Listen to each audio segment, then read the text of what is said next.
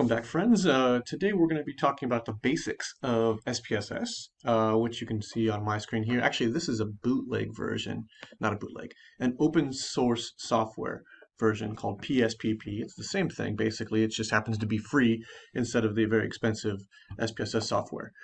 So same thing, same functionality, just and same kind of visuals as well. But what I want to do is walk you through some of this. I know for some of you, it's been a long time since you've taken statistics. And even if it was recent, you probably blocked all of those painful memories out. So I want to walk you through the very basics of going through SPSS.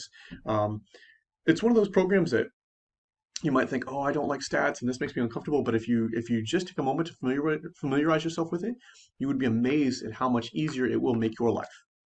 So just let me walk you through this. There's actually two different videos I'm going to share with you guys. This is the first of two where we kind of look at how SPSS can make our lives better and how to use it.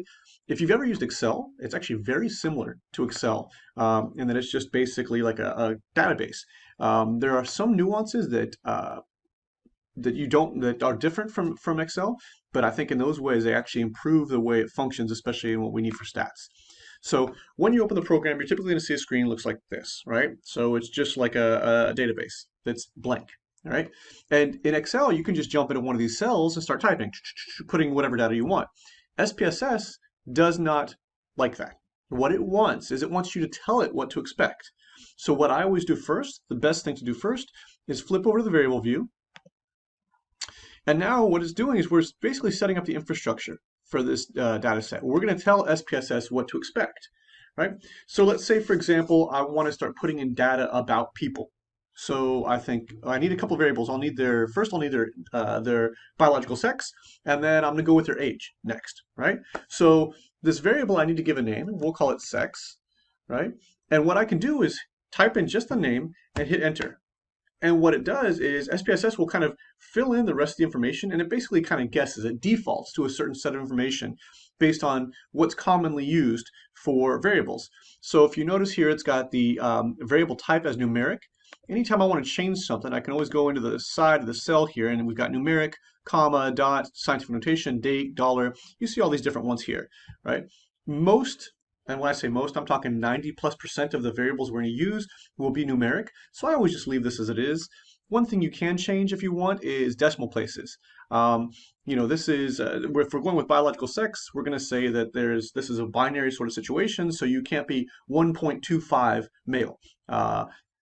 It's a 1 or it's a 2, right, in this case. So I don't really need decimal places, so I'll drop those bad boys out of there. Just put 0 decimal places. Width doesn't matter. You have really no reason to change this. Decimal places I just changed.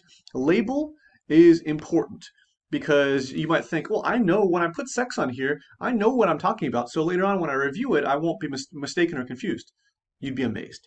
You'd be amazed. So I always like to say, give it a label. Biological sex of participant. Oops. Bam. And if you want to, by the way, you can expand these columns so you can see everything you typed just now. Ta-da! Ooh. It kind of errored out there. There we go. All right. Biological sex of participant.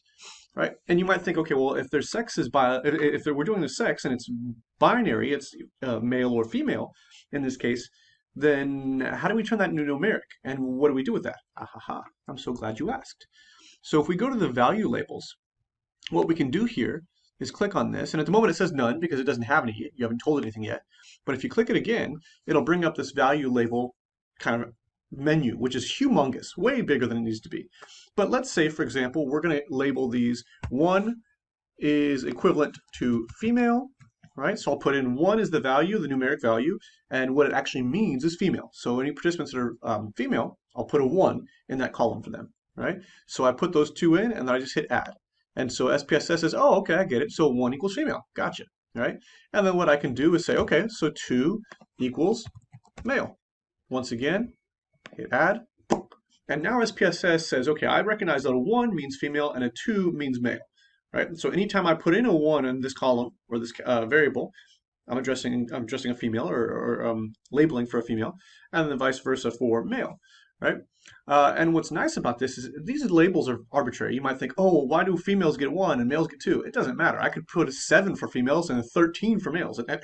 It's inconsequential. They're just numerical placeholders. They're what we call a nominal variable.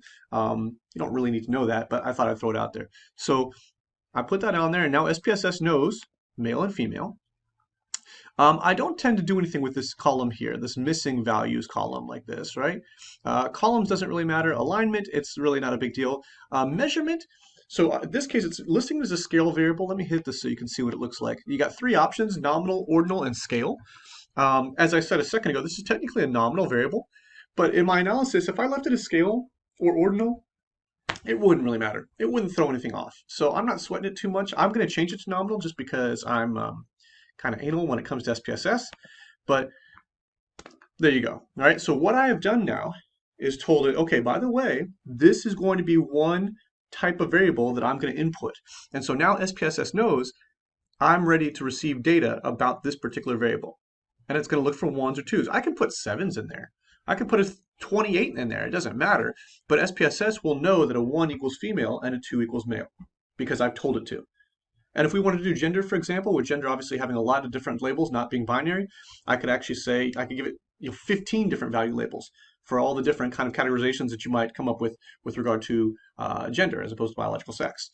All right. So what I want to emphasize, and please hear me well, if you've ignored me, if you thought, man, this lecture is stupid, what an ugly sweater, I can't believe I have to watch this, hear me for just 1 second. Anytime you make a change in SPSS, save it. Save it. I want you to think of what Jesus would have us do. What did Jesus do? Why did Jesus come and die on the cross for us? To save us, right?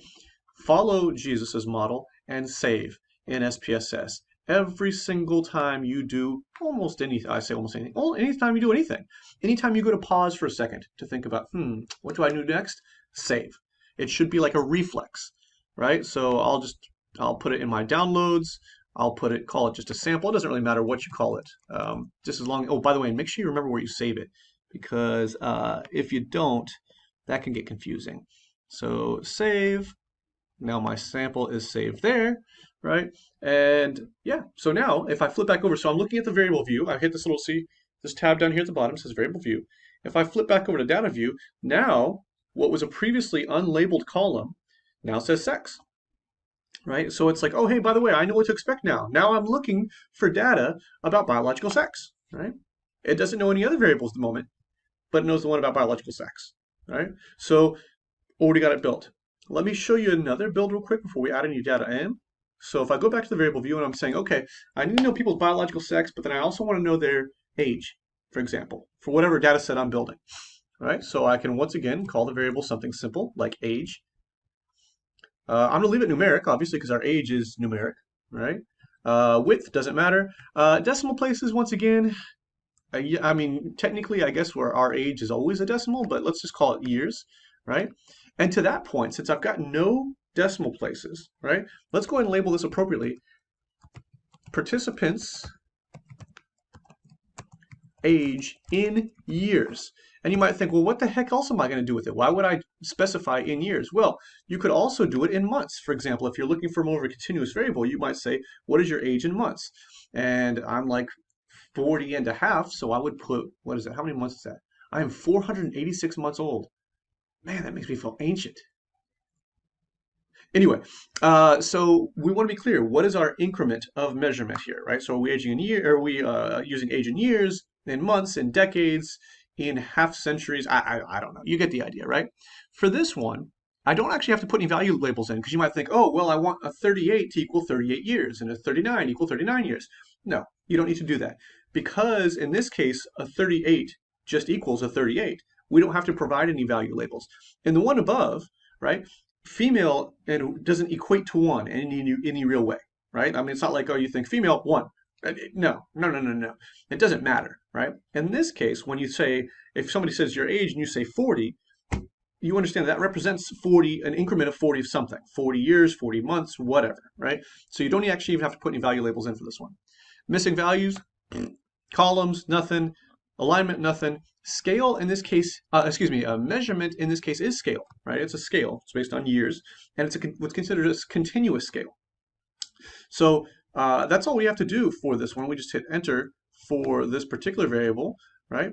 And I'm ready to go back to the other side now and start entering data. However, as I said a second ago, we must follow a Christ-like model and save. Before we go back to the other side of this and start putting data in, we want to save. And you might think, oh my gosh, he is really, really redundant with this. You would be amazed at how often a computer likes to crash, a program likes to crash, whatever. Power goes out, right? And you might have been working on this data set for the last 3 hours. I speak from experience. Please make sure you save. It will make your life better. All right? So we go back to the data view, and you'll notice now biological sex is one column, age is another. And what I can do is start to go in and populate this. And let's say I have, a collection of questionnaires that have been completed by participants. I might say, okay, well, the first participant is female, so I can hit a 1. I'll tab over, and she was 22 years old. 22. And I hit enter. Actually, enter seems to be upsetting it. There we go. All right. I should have just tabbed. All right. So now I can just go through and I can enter the next participant. So we've got a male who is 18, right? Another female who is 24, and so on and so forth. And I can literally do this forever, right? And notice it's just creating each of these new lines is a new participant. So participant 1, 2, and 3, female, male, female, 22, 18, 24, like so. And what I'm doing, it's allowing me to create these participants, right, from left to right. So the participants will be represented by the rows, and the variables will be represented by the columns. So column 1 is sex, column 2 is age, and we could go ad nauseum with our variables. But as I said, what you want to do is you're essentially setting up an infrastructure for SPSS. If you go back over to the other side, you've already said, okay, these are the variables I need you to cover for me. I need you to address. I'm going to tell you what to expect.